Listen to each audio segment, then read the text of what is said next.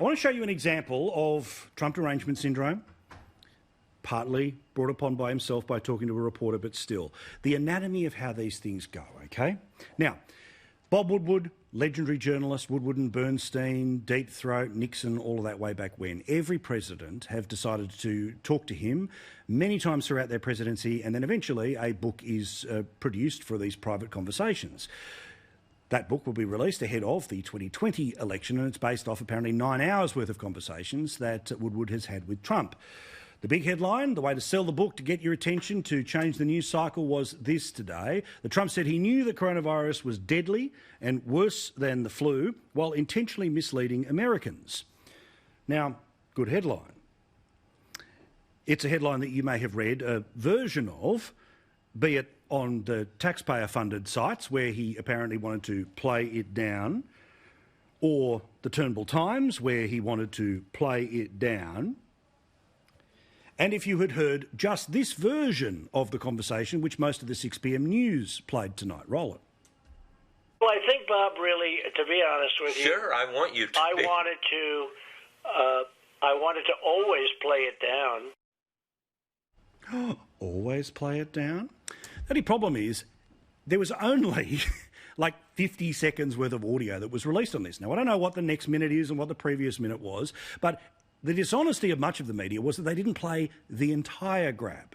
Because if you listen to exactly the same grab, it explains why he wanted to play it down. Well, I think, Bob, really, to be honest with you... Sure, I want you to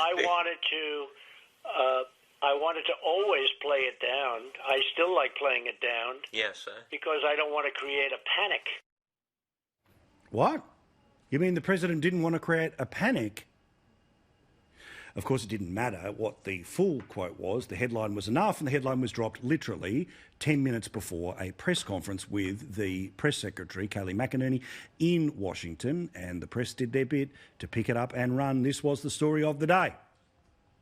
President Trump intentionally mislead the American people about the threat of COVID, a pandemic that has now cost the lives of nearly 200,000 Americans. Absolutely not. Play it down. Is playing it down, is that expressing calm? It seems dishonest. It seems Can like you read the rest of the quote? That's how much they put in there. Oh, you excluded the last part. We'll play the full thing on 60 Minutes. Please do you deny please that do you explain. misled the American Please, people of about course the I threat of deny this that. pandemic? And he makes clear that he doesn't want to see chaos, by the way, is the second part of the quote, which you failed to read. I think the bottom line here is that the president, by his own admission in private on the record, acknowledged the depth of this crisis and yet told the American people something very different. How is that, at its core, not an abject betrayal of the public trust? Independent always. Now, of course, because Joe Biden can't speak in his own advocacy of his own candidacy, of course, he knows the power of being anyone but Trump. So straight away, headline dropped, outrage begins. Doesn't matter what else Biden does, he could literally fall over. And as long as he gets the hate grab out, this ran everywhere in America tonight. He knew and purposely played it down. Worse, he lied to the American people. He knowingly and willingly lied about the threat it posed to the country for months. But as for Donald Trump, the defence that he has offered of himself, well, unsurprisingly, he lets himself off the hook, but here he is, again, taking questions from reporters, something Joe Biden doesn't do. If you look at what I said today, I said, don't panic. We don't want to be jumping up and down and going wild. Don't panic. I'm a cheerleader for this country, and I don't want to see panic. So, if all you are saying now is, well, of course Murray would say that. He loves the orange man. What about Dr. Anthony Fauci, the guy who is the chief medical officer, effectively, of the United States, who, of course, is brought out as the expert about everything to do with coronavirus? Well, of course, he came out today and basically confirmed exactly what the president said and said there was no great difference between behind the scenes and public. But, of course, you didn't see this on your 6 p.m. news either. I mean, I don't recall anything different than in our discussions that we had with the president that he said things quite similar publicly. So I didn't read the book. I didn't really go over any of the text since it just came out. But, you know, when in my discussions and the discussions of other task force members with the president, we're talking about the reality of what was going on. And then when we would get up in front of the press conferences, which were very, very common after our discussions with the president, he really didn't say anything different than we discussed when we were with him.